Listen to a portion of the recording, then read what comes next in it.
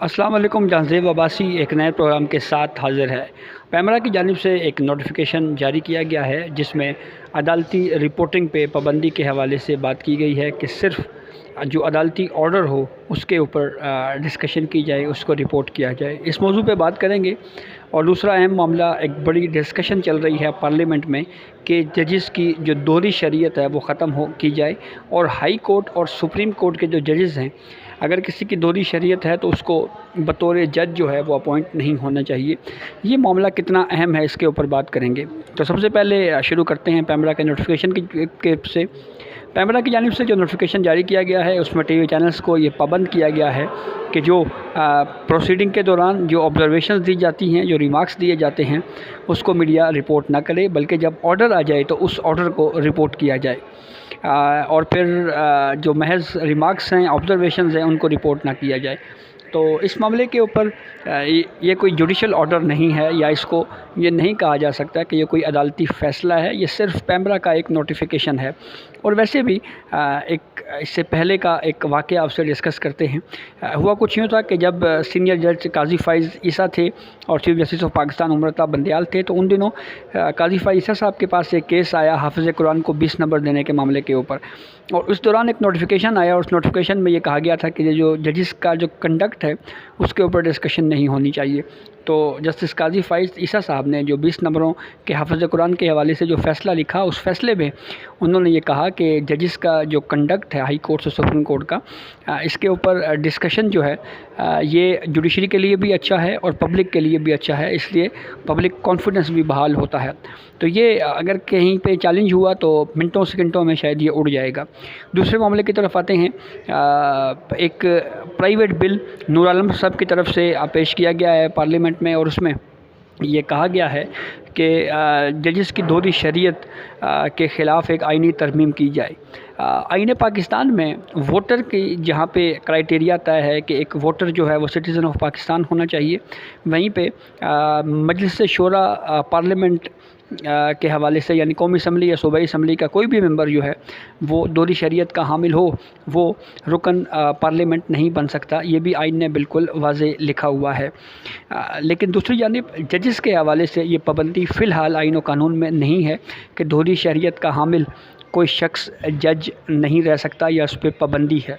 तो नूर आलम साहब की जानिब से ये कहा गया, ये बिल में कहा गया है जी कि ये आइनी तरमीम की जाए कि हाई कोर्ट या सुप्रीम कोर्ट के जजेस जो हैं वो जो दोहरी शरीयत के हामिल हैं वो नहीं अपॉइंट हो सकते, उनको बतौर जज नहीं रहना चाहिए।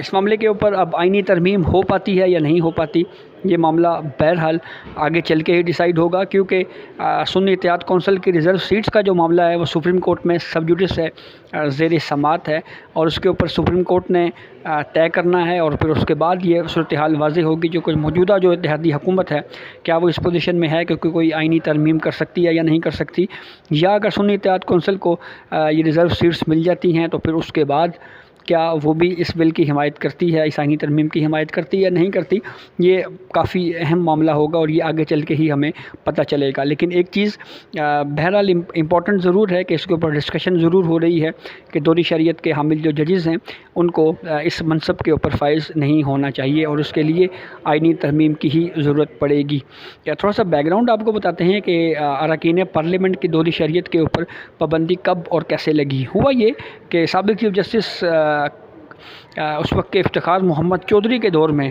एक दरख्वास्त गुजार आए जो ख़ुद को खुदाई खिदमतगार कहते थे। उनका नाम था महमूद अख्तर नकवी। तो उनकी जानिब से एक दरख्वास्त दायर की गई सादे कागज़ के ऊपर। उसमें उन्होंने ये कहा कि जो दोहरी शरीयत के हामिल अरकान पार्लियामेंट हैं इनकी रुकनीत जो है वो ख़त्म की जाए, क्योंकि वो आइन में ये लिखा हुआ है कि दोहरी शरीयत का हामिल कोई शख्स जो है वो रुकन पार्लियामेंट या मजलिस शूरा का मेंबर नहीं रह सकता। तो उसकी बुनियाद पे फिर उस वक्त के चीफ जस्टिस इफ्तिखार मोहम्मद चौधरी की सरबराही में बेंच ने केस सुना और फिर ये फ़ैसला दिया कि दोहरी शरीयत के हामिल जो अरकान पार्लियामेंट हैं वो मेंबर नहीं बन सकते, और यूँ एक बड़ी तादाद में दर्जनों के हिसाब से जो मेंबर पार्लियामेंटेरियन हैं वो डी नोटिफाई करना पड़े इलेक्शन कमीशन को, और फिर यूँ एक प्रेसिडेंट बन गया। गो के आइन में पहले दर्ज था کہ دوہری شریعت کا حامل ممبر پارلیمنٹ نہیں بن سکتا۔ تو پھر اس کے بعد یہ سلسلہ آگے چلا، اور پھر اس کے بعد آگے چل کے بھی کئی ایسے سینیٹرز، ممبر قومی اسمبلی، ممبر صوبائی اسمبلی جو ہم نے ڈسکوالیفائی ہوتے ہوئے دیکھے۔ کچھ عرصہ پہلے اسی حوالے سے فیصل وابڈا کے اوپر بھی یہی مسئلہ تھا کہ ان کی دوہری شریعت تھی، اور اس کی بنیاد کے اوپر ان کو ڈسکوالیفائی کیا گیا۔ اور پھر اس کے بعد جب سپریم کورٹ میں معاملہ آیا تو ان کو یہ آپشن دیا گیا جی کہ اگر آپ اپنی شہریت ترک کرتے ہیں تو پھر آپ الیکشن میں حصہ لے سکتے ہیں۔ انہوں نے اپنی شہریت ترک کر دی، شہریت ترک کرنے کا سرٹیفکیٹ جمع کروایا گیا باقاعدہ طور کے اوپر الیکشن کمیشن میں، اور پھر اس کے بعد جو سینٹ کا الیکشن ہوا اس کے بعد پھر فیصل وابڈا صاحب جو ہیں وہ سینیٹر بنے ہیں۔ تو اب یہ ڈسکشن کافی زیادہ زور پکڑ رہی ہے کہ دوہری شریعت کے حامل جو ججز ہیں ان کو جج نہیں بننا چاہیے۔ تو یہ اس پہ ضروری اس لیے بھی شاید یہ ہے کہ اگر پارلیمنٹ اس کو منظور کر لیتی ہے، آئینی ترمیم کر لیتی ہے، تو یہ ایک اچھی ترمیم میری نظر میں اس لیے ہوگی کہ وہ ججز، وہ جوڈیشری جو اراکین پارلیمنٹ کی دوہری شریعت کو جانچتی ہے اور اس نتیجے پہ پہنچتی ہے کہ فلاں ممبر پارلیمنٹیرین کی مجلس شورا کے فلاں ممبر کی دوہری شریعت ہے اور وہ ڈسکوالیفائی اس بنیاد پہ اس کو کر رہے ہیں، تو کم از کم جو ڈسکوالیفائی کرنے والے ججز ہیں وہ خود بھی اسی معیار کے اوپر پورا اتریں، وہ خود بھی ان کی دوہری شریعت نہیں ہونی چاہیے۔ اور یہ اصول اگر ہوگا، اگر یہ آئینی ترمیم ہو جاتی ہے تو یہ کافی جو ہے وہ اہم ہونے کے ساتھ ساتھ یہ ضروری بھی اس لیے ہے کہ جو اصول اگر رکن پارلیمنٹیرین کے لیے ہے کہ آپ کا یہ معیار ہے اہلیت کا، تو پھر وہ معیار ججز کا بھی ہونا چاہیے۔ یہی ڈیبیٹ آرٹیکل 62(1)(f) کے حوالے سے بھی کافی زیادہ پاکستان میں رہی ہے، جب یہ ایشو سامنے آیا کہ آرٹیکل 62(1)(f) کے تحت ڈسکوالیفیکیشن کی معیار تا حیات ہے، اور وہ سپریم کورٹ کے ایک ججمنٹ کے ذریعے جو ہے عمر تا بندیال صاحب کا تحریر کردہ فیصلہ تھا جس میں یہ کہا گیا تھا۔ تو اس کے اوپر پھر یہ تنقید جوڈیشری کے اوپر ہوتی رہی ہے کہ جو ججز یا سپریم کورٹ یا ہائی کورٹس کے وہ ججز جو یہ کہتے ہیں کہ فلاں صادق اور امین ہے، فلاں تا حیات نااہل ہے، صادق اور امین فلاں نہیں ہے، فلاں جھوٹا ہے، تو کم از کم وہ خود بھی اس معیار کے اوپر ان کو پورا اترنا چاہیے۔ تو ایگزیکٹلی اسی نوعیت کی ہی یہ ڈسکشن یہاں پہ ہے کہ وہ ججز جو کسی ممبر پارلیمنٹ کو دوہری شریعت کی بنیاد کے اوپر ڈسکوالیفائی کرتے ہیں، کم از کم ان کو خود بھی ان کی دوہری شریعت نہیں ہونی چاہیے، ان کو اسی معیار پہ پورا اترنا چاہیے جو معیار وہ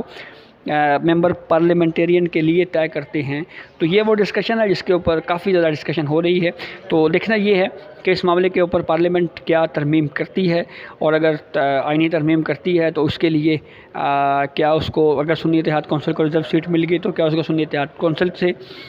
جو ہے وہ بات کرنی پڑے گی، یا یہ سنی اتحاد کونسل والی جو نشستیں ہیں کیا ان کو ملیں گی، یا حکومت کو دوبارہ ملیں گی، مسلم لیگ نون پیپلز پارٹی میں دوبارہ تقسیم ہوں گی۔ یہ معاملہ بہرحال اب الٹیمیٹلی جو ہے وہ سپریم کورٹ نے ہی طے کرنا ہے، لیکن اس کے ساتھ ساتھ پارلیمنٹ میں آج کل ججز کے معاملے کے اوپر بہت زیادہ ڈسکشن ہو رہی ہے۔ تو یہ اب تک کی اپڈیٹ تھی جس سے ہم نے آپ کو آگاہ کیا۔ بہت شکریہ۔